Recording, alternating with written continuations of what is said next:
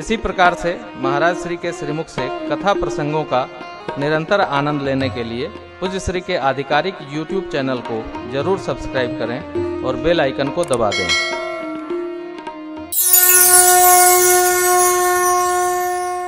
देवता लोग तो मौज में रहते हैं, ऐसा पुराणों में वर्णन है। असुर लोग तपस्यारत रहते हैं, लेकिन मनुष्य का स्वरूप ऐसा है कि ये तप करके या तो देवत्व को प्राप्त कर लेता है अथवा मनुष्यत्व में आकर भक्ति अथवा मुक्ति को प्राप्त कर लेता है। देवताओं को अधिकार नहीं है। मनुष्य के ही पास यह संबल है, यह अधिकार है, यह क्षमता है, यह शक्ति है, यह बल है कि वो मंत्र का आश्रय करके चाहे तो देवताओं को बस कर ले अथवा यज्ञादि जो शास्त्र समन्वित संस्कार कर्म हैं उनको प्रतिपादित करता हुआ धीरे धीरे देवत्व में प्रवेश कर जाए, अथवा तो आसुरी व्यवहार में उपस्थित करके शरीर से असुर स्वभाव बना दे। ऐसा कोई भी असुर आप नहीं पाएंगे सदग्रंथों में जिसने तपस्या नहीं की। कीन विविध तप तीनों भाई, परम उग्र सो बरनी न जाई। भगवान शिव कहते हैं मां शिवा से देवी, रावण, कुंभकर्ण और विभीषण। क्या हुआ? अरे सीताराम नारायण रेड्डी।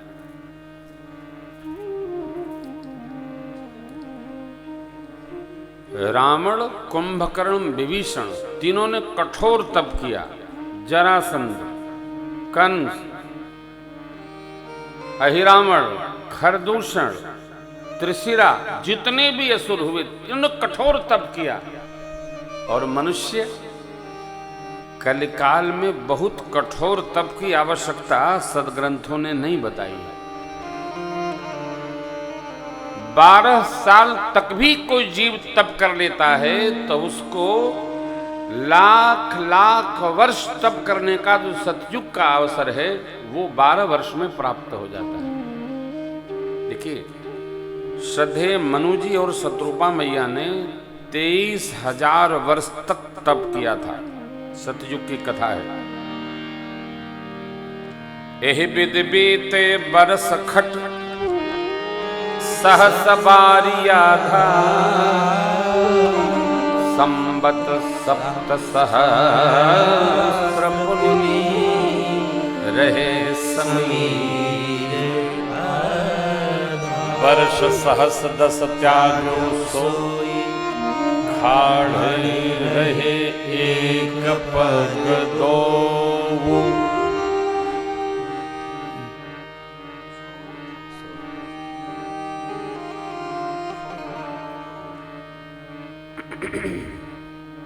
सात 6 13 10 23,000 वर्ष तक कठोर श्रम शिष्ट के आदि माता पिता हमारे किए तो भगवान ने उनको साक्षात दर्शन दिया। 12 वर्ष तक आप जीवन में कोई तप का संकल्प ले लीजिए, कलयुग में सिद्धि प्राप्त हो जाती है। अधिक श्रम नहीं है, क्योंकि कलयुग के हम मानव लोग बहुत श्रम साध्य तप कर भी नहीं सकते। कई लोगों को मैंने देखा है वो 4-4 दिन सोते ही नहीं है, तपस्या नहीं करते, बस इतने हैं कि वो सोते ही नहीं है। अयोध्या जी में एक भाई ऐसे हैं कि उनको 4 साल से नींद आई ही नहीं। उनके पिताजी ने हमको कहा, महाराज जी इन पर कृपा करिए, हमारे बच्चे को 4 साल से नींद नहीं आई। मैंने कहा, भाई धरती के तो तपस्वी हैं, हम तो सोच भी नहीं सकते। हम लोग तो बिस्तर पर गए, जय जय सीताराम, पता ही नहीं चलता है। ऐसे कैसे करते हो भैया? बोले क्या बताऊं। अब देखिए, ये बड़ा कठिन विषय है। नींद किसको नहीं आती है? जिसका मन और शरीर दो दिशा में काम करता है। बिस्तर पर गए नहीं कि नींद आनी चाहिए। बिस्तर पर शयन के लिए गए हैं ना, तो नींद आनी ही चाहिए। मनसा वाचा कर्मणा, हम तीनों में जब ऐक्यता रखेंगे तो नींद आएगी। मन कहीं है, शरीर बिस्तर पर है, वाणी कुछ कह रही है, सोच कुछ रहा है, हमारा मन उड़ रहे हैं वहीं बैठे बैठे, लेटे लेटे, तो नींद कैसे आएगी? मनुष्य के पास 3 सामग्री भगवान ने बड़ी अद्भुत दी है। क्या? मानव का शरीर, जन्म जन्मांतर का संघाती ये शुद्ध मन, और धर्म करने की उसको प्रेरणा, ये 3 परमात्मा ने दिया है। कोशिश करना चाहिए इसमें कोई पेंच न पड़े, उत्पात न हो, और एको पेच फंसा तो मुश्किल हो जाएगी। हम सर्वकाल एक स्थिति में रहने का प्रयास करें, संभव नहीं है, लेकिन एक स्थिति में जब रहेंगे तो नींद सहज हो जाएगी। तो भाई हमारे कचहरी में नौकरी करते हैं, हमने कहा तो बड़ा कठिन है साहब, कैसे करते हो आप? अब क्या बताएं, नींद नहीं आती है तो क्या करूं? आप जानते हो कि किसी को उसकी कमी नहीं बताई जा सकती है, उसकी प्रशंसा की जा सकती है। कमी बताए तो मिलना जुलना भी बंद हो जाएगा।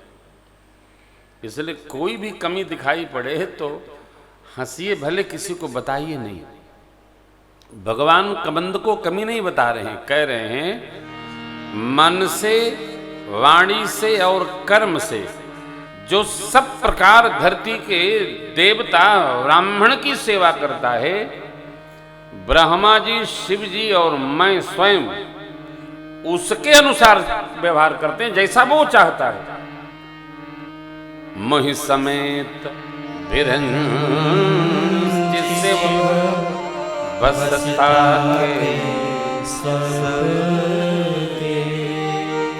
अपने को भी भगवान कहते हैं, जो इनकी सेवा करता है उसके बस में मैं भी रहता हूं।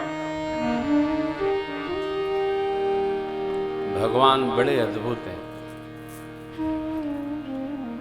मेरे सरकार का क्या स्वभाव है, आपको स्मरण होगा, ये जो आगे की पंक्ति है,